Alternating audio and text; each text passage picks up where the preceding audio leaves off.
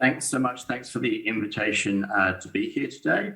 I'm hoping that what I provide is the sort of broad overview context of Instagram and social media slightly more broadly. I will not be delving too far into the specifics of how social media does or doesn't influence the way that people engage with eating disorder content or the communities around that content, but more it's an overview just to get a sense of the mechanics, but also the way that platforms make decisions about what people see. Before I jump into that, I would like to acknowledge that I am presenting from Whadjuk Noongar land and acknowledge that the Whadjuk Noongar people, traditional custodians of land from which I present today, and pay my respect to their ancestors and elders past, present and emerging. So I'm going to do three things, hopefully, and as that slide says, please feel free to screen capture, share this talk in any way, shape or form that is helpful. So the three things I'd like to do: one, look at how Instagram tries to balance communication and commerce. And I think that tension is especially visible on Instagram, but ripples throughout all social media platforms. Then I'd like to look at some very recent changes the platform has made, specifically the way that it is situating teenage users. And this is not just Instagram changing, but there are some big changes afoot for the way that younger people or under 18s are positioned on social media. And then hopefully, if I'm not over talking and I've left myself enough time, I want to just mention how Instagram is similar to and different from other social media platforms, because social media platforms rarely exist in a void. You're rarely talking about people who use one platform. They're using a number of platforms and are probably engaging with communities over a number of different platforms.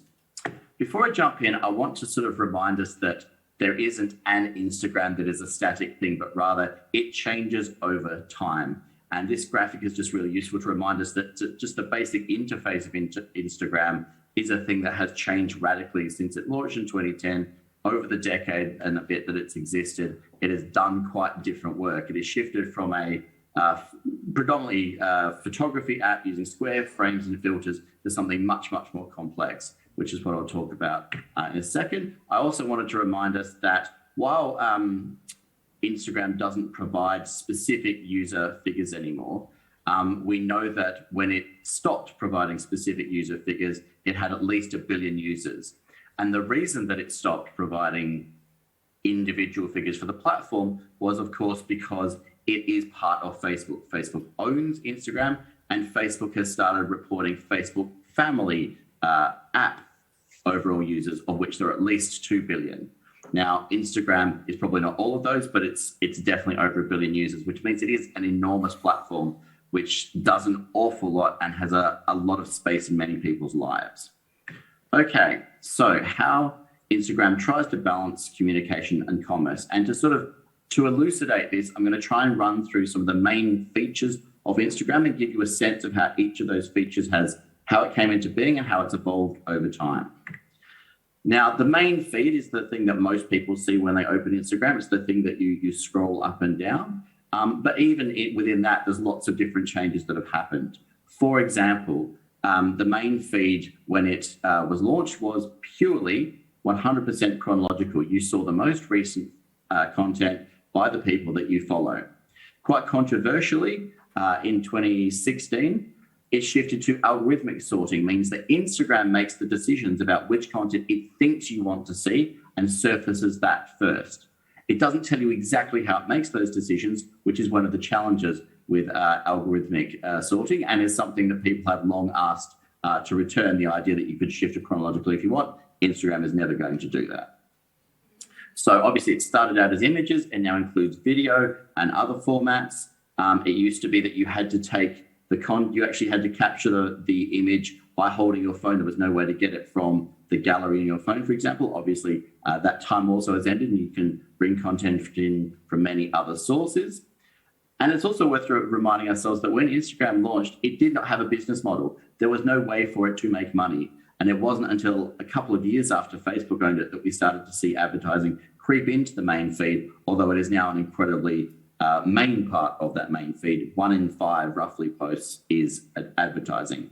We also ostensibly have a choice between public and private profiles, but that's actually a grey area. There are other ways that even if you've got a private account where some content becomes public. I won't go into that today other than saying they're not hard and fast differences. What I did want to mention, though, is the way that that main feed and other elements then are moderated. So there are a number of different things going on. One, for example, and the one you probably hear most about, is the idea of banned hashtags. So a hashtag, if you're unfamiliar, is using the hash symbol and then a piece of text or a piece of text and emojis. And that is a way of collating and bringing information together. So, for example, if I search for hashtag Perth, I'd find a whole bunch of photos and content about Perth. There are obviously other uses, some of them less wholesome than others. Hashtags do get banned. Some get banned permanently, like, for example, Thinspo or Thinspiration. Some bans are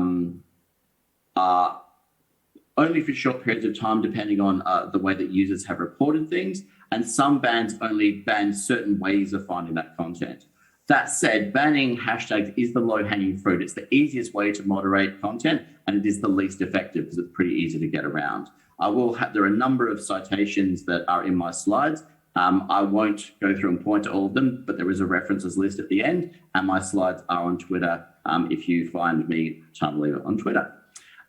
There is also image recognition bans, so nudity, pornography, extreme violence, all of these are relatively easily found by machine learning algorithms and automatically blocked. They're not perfect. There is sometimes contextual slips where things aren't always found, and sometimes things are over-blocked.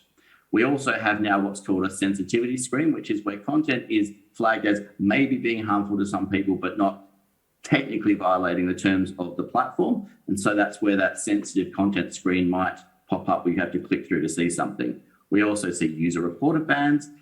But the biggest challenge is all of this happens inside the algorithmic black box. We don't know exactly how Instagram makes decisions, but it does make decisions, and it doesn't tell you exactly how that's happening. And that can take a lot of work to unpick and unpack to understand how it's actually making those choices. Sometimes seen as fair, sometimes not, often depending on where you're standing.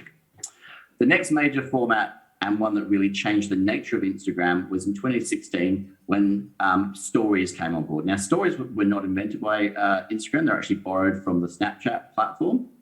But what stories are ephemeral media. They are media that disappears after 24 hours and are usually either images or 10-second bits of video. They are usually in the full portrait mode that is native to a mobile phone.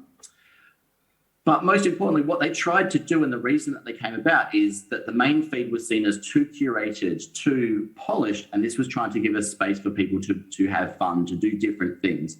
But stories, of course, has evolved to a whole storytelling medium unto itself in many ways. We know the last time that there was reported figures that at least half of Instagram's users, so at least 500 million Instagram users, are using stories daily. We also have the very standard direct messaging function, something we don't talk about that much inside Instagram, but it's important to remember it's there. It's also important to remember it's not just messaging, it does a whole lot of other things. All of the tools that have been developed for stories, for example, can be used inside direct, so adding GIFs and other things. You can also make video calls, but importantly, recently, Facebook and Instagram's messaging services, so direct and messenger, have started to knit together. So if you use the two, Instagram and Facebook will both ask you to knit those two services together. It's a good reminder that Facebook owns Instagram and owns all the data, and they are combined. And also there is a dedicated Threads app, which is a way of just taking the direct messaging bit and just engaging with that. I just wanted to spend a minute to look at the Explore page. So Explore is a different tab and is the one space where you can see the algorithm most at work. So Explore is content that Instagram thinks you might like. Now you can see my Explore there, which is pretty obviously a giant nerd. It's got Superman, it's got bits of Marvel Comics, it's got one of my colleagues graduating with their PhD. It's pretty, you can see what it thinks of me.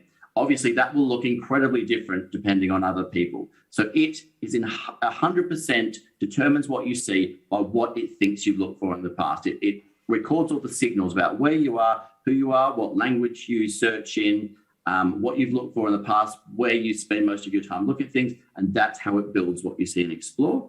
It's also where people do most of their searching, and just as an example, and doesn't it look lovely? Next to that is a capture of what happens if you search for hashtag Perth in Explore today. And what's that? Oh, it's the Brookfield lights right up the top. If you don't know what that is, find out, because it's something that you should be enjoying if you happen to be physically in Perth. I did want to just very quickly just show you what happens if you try and search for Thinspiration, for example. So at the moment, what it does is it gives you a resources warning. So if you type that in, it gives you, here's some resources that might help, and sort of a warning that this is a sensitive topic. Ostensibly, it then lets you click through to see the results. However, there are only 4 results. That is not what is available, what is actually tagged. It is what Instagram has limited you to seeing. And I also wanted to just quickly show what that help screen looks like. So it says, do you want to talk to a friend? Do you want to talk to a helpline volunteer? And it gives you then a resources page to talk to other, to find other ways of finding support. This compares, for example, to Fitspiration or Fitspo, which is Fit Inspiration, where you can see that there are something like, 74 million responses returned when you're looking for Fitspo. So you can see the difference between the two. Most recently, we see the addition of Reels. Reels is Instagram's answer to TikTok. It is short bursts of video, usually dance set to music. Quite complicated the way that Reels actually works. Lots of tools in there that I don't have time to dive into, but it does remind us that Instagram keeps pinching formats from other people and trying to make things popular. Because TikTok is the originator of this format, there is some tension there, but also because TikTok is a Chinese developed app. We've seen, for example, that TikTok is banned in India, so Reels is the natural successor there. But it's also interesting that in the last few months, Adam Mosseri, who's the head of Instagram, has said that Reels is a sign that Instagram's focus has moved from photos to entertainment, which is a pretty big shift. Now, for all of that, then we look through the lens of the pandemic, which obviously for most of us listening at home, that's pretty evident right now. But it does mean that what Instagram has done is to try and really reinforce that it is a tool for commerce.